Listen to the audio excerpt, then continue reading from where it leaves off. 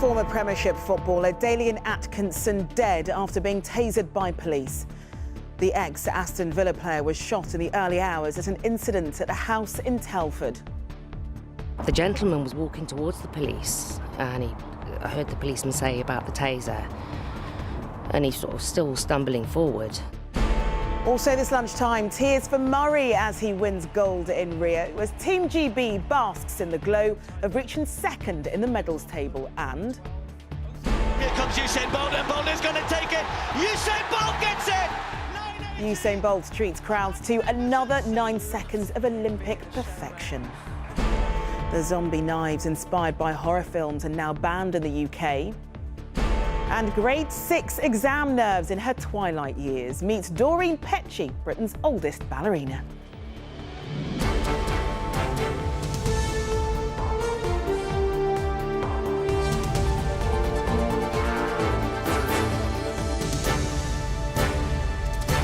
This is ITV News with Charlene White. Good afternoon. An investigation's been launched after former Aston Villa footballer Dalian Atkinson died after police tasered him outside the family home in Telford. Officers were called in the early hours of this morning, and neighbours have described hearing shouting, and his father said his son was agitated and upset before being shot by officers. Atkinson was part of Villa's Coca-Cola Cup winning side in 1994, scoring in the team's 3-1 win over Manchester United. Charlotte Grant reports. Outside the family home of Dalian Atkinson, forensic officers continue to investigate the circumstances that led to the former footballer's death.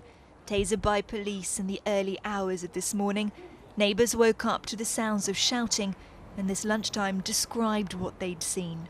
The gentleman was walking towards the police and I heard the policeman say about the taser, and he's sort of still stumbling forward. So I don't know if he was drunk or that was difficult to see completely. And then he tasered him. In the 90s, when the Premier League first launched, Dalian Atkinson was one of the star strikers. This was the goal that made his name.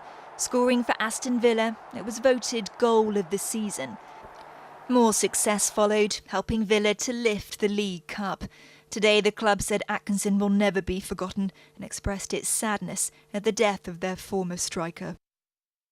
In a statement, West Midlands Ambulance Service said, "We were called by West Mercia Police to an address in Meadow Close in the Trench area of Telford at about 1:45 this morning. An ambulance was dispatched and upon arrival found a man who had been tasered. As he was being conveyed to Princess Royal Hospital, his condition deteriorated and he went into cardiac arrest. Despite the efforts of the crew and hospital staff, it was not possible to save him." West Mercia Police said they're unable to comment further, referring the incident to the police watchdog, the IPCC. While investigations continue, family and friends mourn the loss of a player described as a gentleman. Charlotte Grant, ITV News.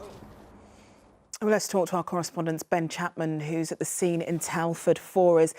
Ben, what have people there been telling you? Well, it's Dalian Atkinson's parents who live in this street, but neighbours say that he was a regular visitor here, that he would come maybe once every week or every couple of weeks. They describe them as a nice, friendly family. They say they'd never seen any aggressive behaviour out of Dalian Atkinson in the past. They remember a man who would let local children have a look inside his Porsche 4x4, but clearly something went very badly wrong last night. Neighbours report hearing screaming and shouting in the street. From the other end of the street, you can see that the window in the front door of the parents' home is smashed in. Not clear whether that was the police or whether that had happened before. But today, his father Ernest is reported to have told a local news agency that his son was in a real state last night, very agitated, threatening and upset. He said he didn't call the police, somebody else did, but he said the last thing his son said to him when they arrived was, "Don't move." Ben, thank you. Great Britain's athletes made history last night, with Andy Murray's victory in the tennis capping the country's best ever day at an overseas Olympics. In all, they claimed 5 gold medals on a day when records were sent tumbling. It's raised Team GB above China into second in the overall medals table, well on course for their most successful games outside London. And Super Sunday didn't stop there. South Africa's Wade van Niekerk broke the 400-metre world record that has stood for 16 years. And Usain Bolt became the first man to ever win 3 100-metre Olympic titles. Richard Pello watched all the action. He had the honour of carrying the British flag in the opening ceremony. Andy Murray is a double Olympic gold medalist. Given the remarkable run of success since, Andy Murray could hardly dare miss out, could he? His gold in the tennis, number 15 for the team. Few of those have been harder won. A 4-hour brutal encounter against Argentina's Juan Martín del Potro. The Brazilian crowd cheering on the Brit rather than a South American rival. Oh, unreal. Indeed, it all rather is.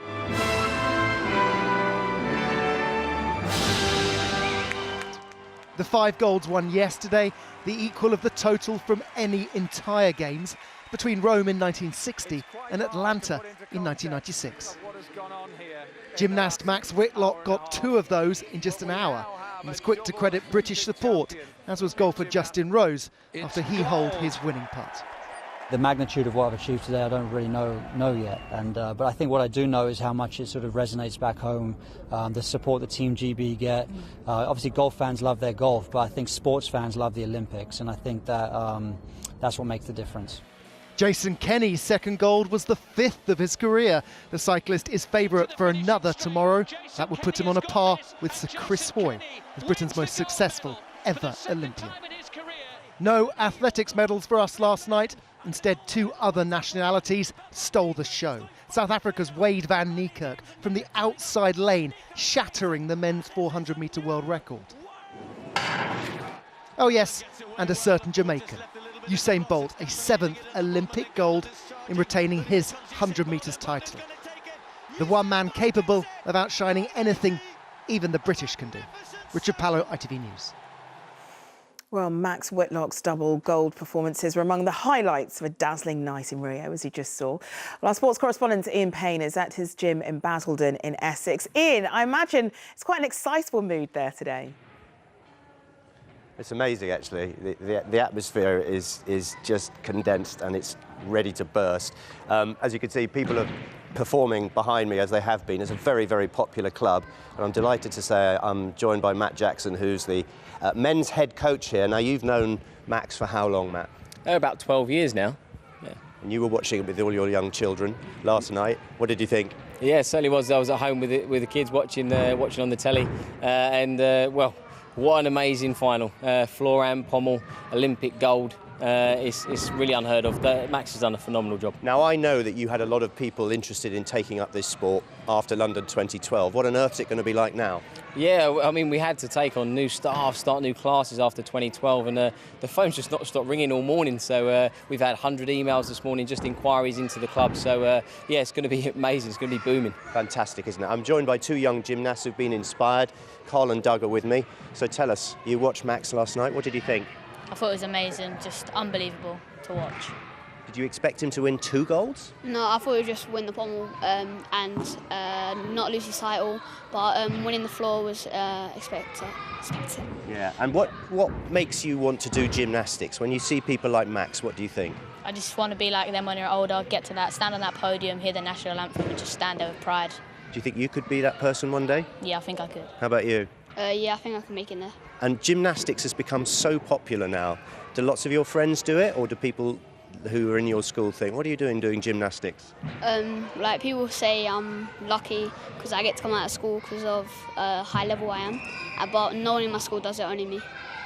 And you think that this could be one of our biggest successes at the Olympics? I mean, do you remember London 2012? Yeah, I remember London 2012. It was hugely celebrated, but now he's gone and done it again, and it's going to be even bigger and better. So. You think? And we'll see you when? Maybe not Tokyo, but maybe in 8 years' time, something like that?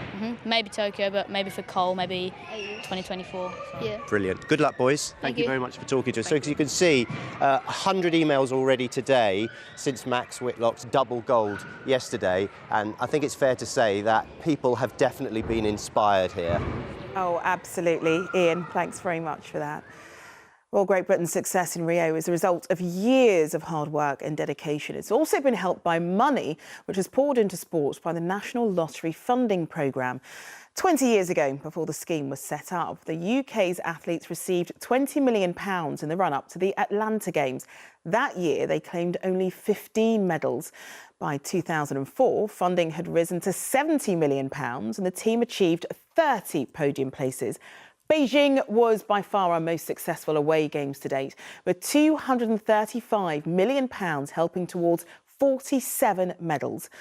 Well, this year, athletes have benefited from £274 million and we've already been on the podium 38 times.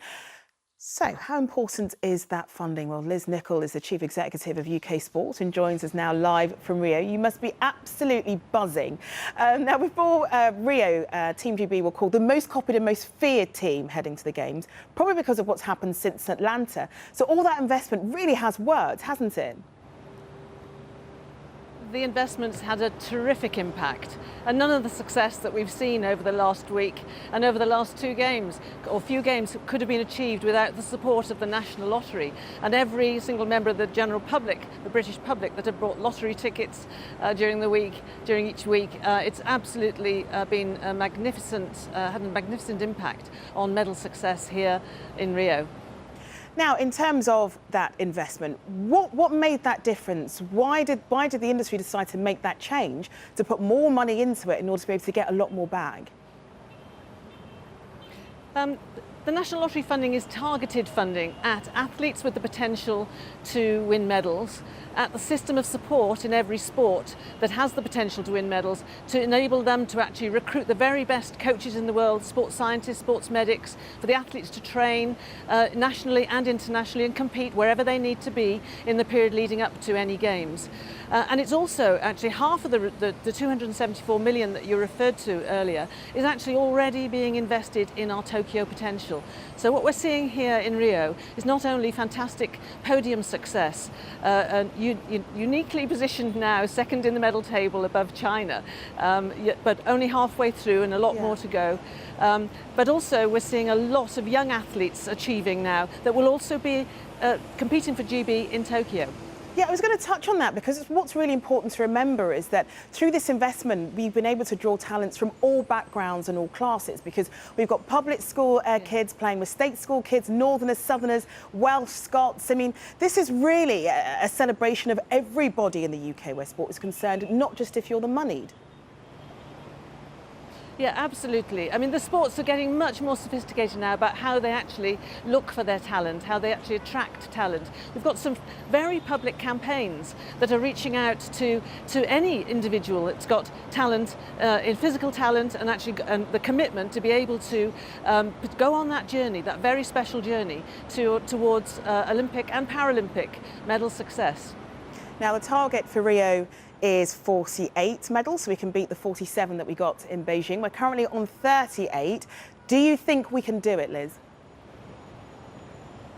I would say at this point in time we are on track to have our best ever away games.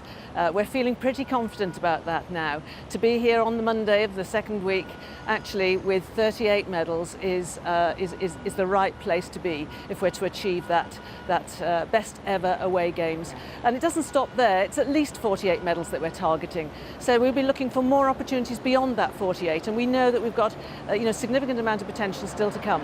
Yeah, or erring on the side of caution, I see there, Liz. Thank you so much for talking to us. You're very welcome. Well, there's lots to look forward to in Rio this afternoon, including London 2012 champion Charlotte Dujardin, who'll be hoping for a repeat in the individual dressage, Mark Cavendish in the final three events of the men's Omnium, and Kerry-Ann Payne in the 10-kilometre open water swimming. We'll have all those highlights in the evening news at 6:30. Now, away from the Olympics, they were designed to cause maximum damage in movies and computer games. But the fantasy of the zombie knife was later made into reality. This week, anyone caught selling the weapons in England and Wales will face jail as the government tries to crack down on their use. Sally Biddulph reports. With blades of up to 25 inches and often serrated to cause maximum injury, these knives are sold as a fantasy. weapons to kill zombies. But the reality is that they can be used to kill and injure people with devastating effects. This particular knife has got a status behind it, it's got a gang image behind it, and it is particularly horrific because it has such a long blade, it has a serrated top edge. When people are stabbed with it, you are talking about multiple injuries which are just not sortable in a hospital. Ooh, it's another Rambo joint with a different paint job on it. For some, zombie knives are collector's items, especially in different colours and sizes. But with them increasingly being carried on our streets, there is a clear and present danger. In March, a 17-year-old was jailed for the manslaughter of teenager Stephen Appleton, killed with a zombie machete in a park in North London. A quick internet search brings up plenty of websites where you can buy so-called zombie knives. These are the ones we found after just about 15 minutes of searching, some for less than £20. As long as you tick the box saying you're over 18, they can be delivered straight to your door. But from Thursday, selling, making or importing them will be illegal. The Criminal Justice Act has been amended in England and Wales to outlaw their sale, something the Home Office hopes will reduce the number of zombie knives being used for crime. Sally Biddulph, ITV News. The Labour leadership contender Owen Smith has accused the government of having a secret plan to privatise the NHS in England. Speaking in Salford, he said the Conservatives had doubled the amount spent on private health services since 2010. The government says he's wrong, and previously Mr Smith has had to deny he supported privatisation while working for a pharmaceutical company. People have tried to say because I'm somebody who worked for a biotech firm and a pharmaceutical firm that I'm somehow in favour of private provision in the NHS. I am opposed to it. I am opposed to it, and I will oppose this. I will oppose it root and branch, and if I'm the leader of the Labour Party, it will be an absolute red line for me that we want a... In America, protests are intensifying on the streets of Milwaukee over the shooting of a black man during a police chase at the weekend. Gunshots have been fired, injuring one civilian. Protesters threw rocks at police. Cars and buildings have been set alight. Around 10,000 people are being housed in emergency shelters as record floods wreak havoc in Louisiana. 5 people have died. 20,000 others have been rescued from their cars and homes. President Barack Obama has declared the state a disaster area. And here, some people are using the new pensions freedoms to draw too much too soon from their pensions pot. The Association of British Insurers is warning that in some cases, over 55s withdrawing their cash at a rate that will see their money run out in less than 10 years. A woman who kidnapped a baby from her hospital bed 19 years ago and raised her as her own has been jailed for 10 years by a court in South Africa. The 51-year-old, whose identity has not been released, was arrested last year after an uncanny resemblance was noticed between her and another girl at her school. DNA tests then proved the two were sisters. Joanna Partridge reports. It's the day Celeste Nurse had waited for 19 long years. She and her former husband, Mornay, saw the woman who snatched their newborn baby girl in 1997 jailed for 10 years. Couldn't sleep for nights, couldn't even eat properly. So the way forward is to build my relationship with my daughter, and that's it. This 52-year-old woman took Zephanie Nurse from the hospital and raised her as her own. She isn't being named to protect Zephanie's new identity. Zephanie was just 3 days old when she was taken. Despite searches, she disappeared without trace, even though she was growing up with a different name not far away from the family home. A set of coincidences brought the truth to light. The nurse's other daughter said a girl at school looked like her, and DNA tests proved the girls were sisters. Now an adult, Zephanie's been reunited with her birth parents, but the kidnapper's family say her relationship with Celeste and Mornay Nurse is complicated. She doesn't want anything to do with them, not because of anything, it's because they don't care about her. The bottom line is not about our family, my family, it's about Zephanie. Today's sentencing ends a case that has gripped South Africa. Zephanie and her parents are still struggling to overcome 19 years of separation. Joanna Partridge, ITV News. Finally this lunchtime, a 71-year-old woman has become the oldest ballerina in Britain to pass her grade 6 ballet exam. Doreen Petchy, who had a knee replacement just 3 years ago, took up classes in later life after she was unable to afford them as a child. Duncan Golestani has been talking to her. Doreen Petchy started taking ballet classes 10 years ago, and she has just found out that she has passed her grade 6, the oldest ballet dancer in the country to do so. And I'm delighted to say that I'm joined by Doreen now. How does it feel not only to get your grade 6 but also to break a record in the process? Well, getting the grade 6 was much more important because that allowed me to become an affiliate member of the Royal Academy of Dance, which made me feel I've arrived. But being the oldest, I really rather hope someone breaks my record fairly soon because it's a lovely thing to do. What's remarkable is you had a replacement knee just 2 years ago. 3 years ago. 3 years ago, still that's remarkable. Well, I walked out of the hospital the following morning with no walking aids, and I think it was partly the ballet that had kept me fit and healthy and strong. We tend to think that as the years go by we lose strength and suppleness and flexibility, but that's not the case, is it? Well, I've been using it so I don't lose it. I imagine if I'd been sitting in an armchair crocheting, I wouldn't be as strong, flexible as I am now. So tell us why you only started taking 10 years ago, because you actually wanted to do ballet from a really young age, but you couldn't, could you? Well, I knew my father couldn't afford it. It wasn't the sort of thing that everybody could afford in the 50s. What is it you get out of ballet when you're dancing? How does it feel? It's moving to the music. I love the music. And you feel free and it's exhilarating. So. Fantastic. Thank you so much for speaking to us. And Doreen is not done there. She's now beginning training for her grade 7.